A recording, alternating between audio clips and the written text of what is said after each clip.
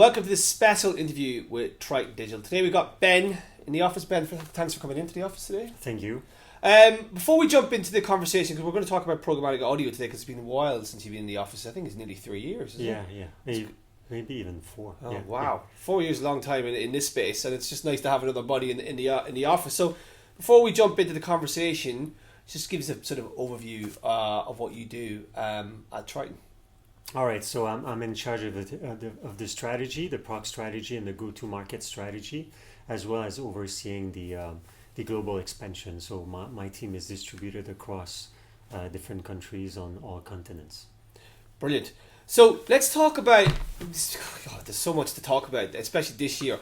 Do you think audio now is coming into its own? It's when we spoke back in the day, with 4 years ago. It was still nascent, let's be honest with you. But a lot of things have happened since then. The growth of podcasts, the sort of emergence of these audio focused apps.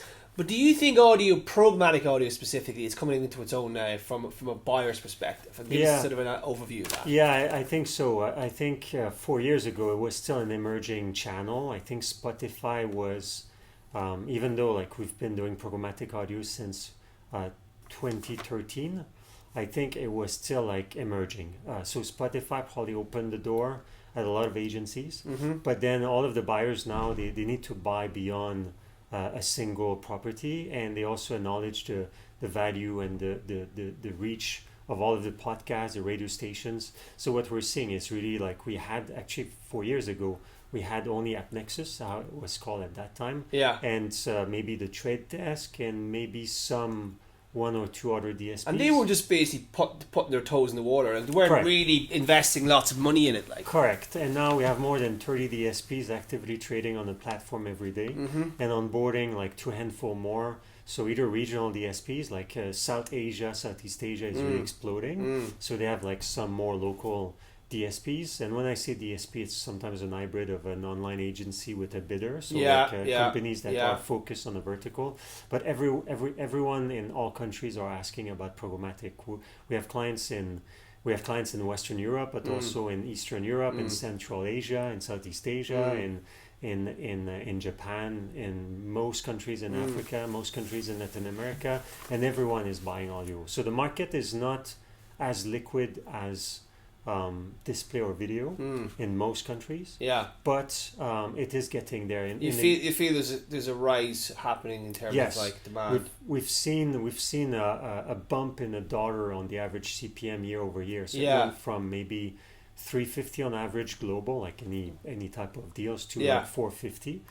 And then we're seeing top tier zones New York City or Los Angeles or London or Paris, where a sell-through rate is maxed out. So you need, as a bidder, you need to outbid someone else. You wouldn't be able to just buy it at the floor because of the demand. Who's buying it though? I mean, before we go into I'd love to go into sort of the mechanics of actually how a buy works, because that's quite interesting. But who's actually buying this programmatic audio? Is it your traditional radio buyers? Is it the programmatic teams?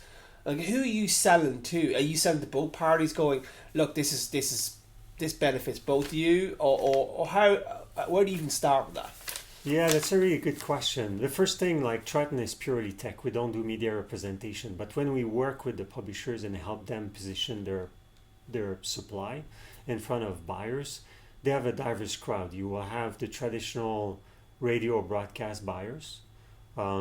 Those could be huge brands like Procter & Gamble and others, but also people that usually advertise on radio, like the local restaurants or shops.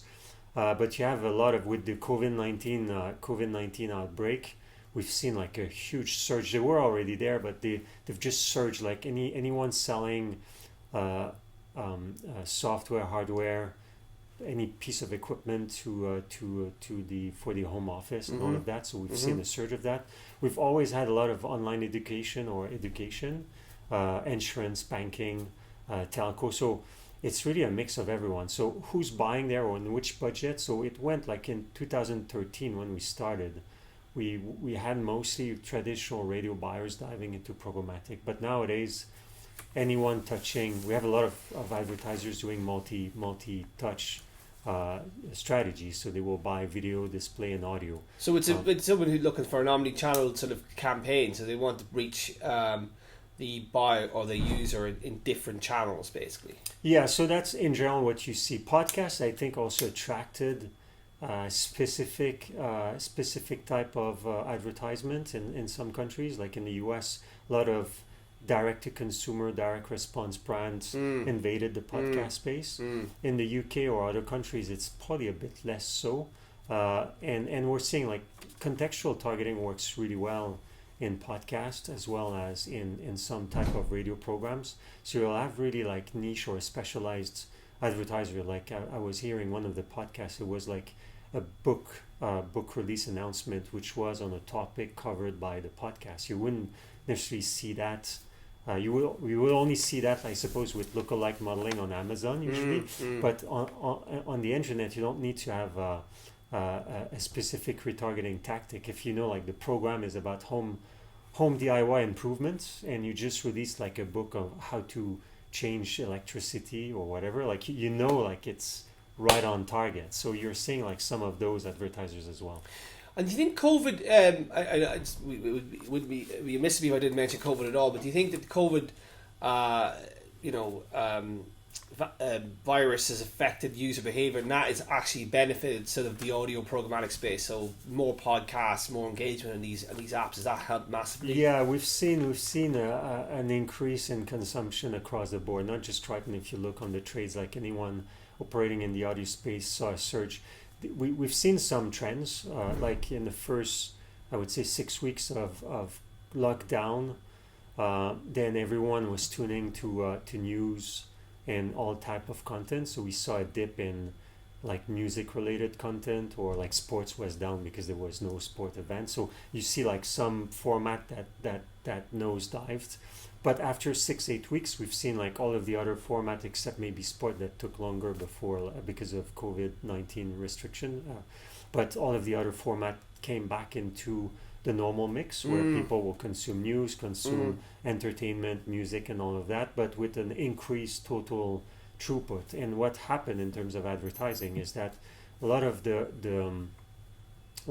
radio broadcasters are usually selling advertisement spots to local businesses, but because local businesses were shut down, we've seen a lot of a new tactic, like traditional radio broadcast advertiser going away, and then like a jump in anyone wanting to target that new market, because like outdoor was off the table, and all of that. So we've seen like a lot of big advertisers moving dollars. So we've been performing well in all countries.